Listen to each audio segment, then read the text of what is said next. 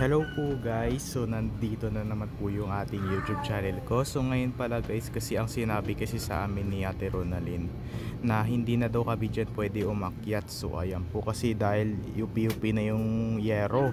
So ayan po kasi dahil ayan no, pinalastik na lang siya.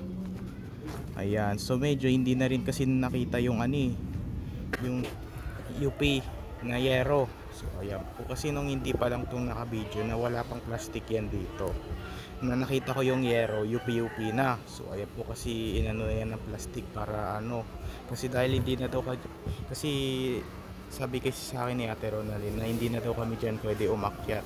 So ayan po, ano ba yun, taas ng hangin. Ayan, plastic na lang siya, hindi na makita. Ito UP, ayan, UP na yan. Ayan po, so medyo naikot-ikot pa rin yung windmill ko, tumutunog pa. Ayan po, na plastic na rin po kasi sayang naman, naayusin ko pa naman yung windmill ko pero natunog. So ayan po kasi dahil hindi na kami dyan pwede umakyat yan. So ayan po, so medyo papakita ko pa sa inyo yung sasala namin. So hindi na lang daw yan pwede ayusin kasi okay lang naman din makita yung sasala namin.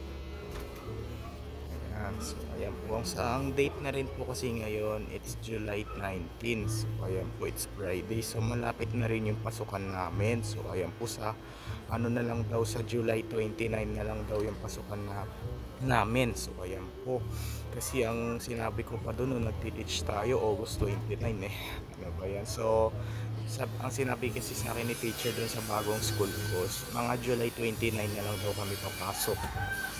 Yan po guys, bye!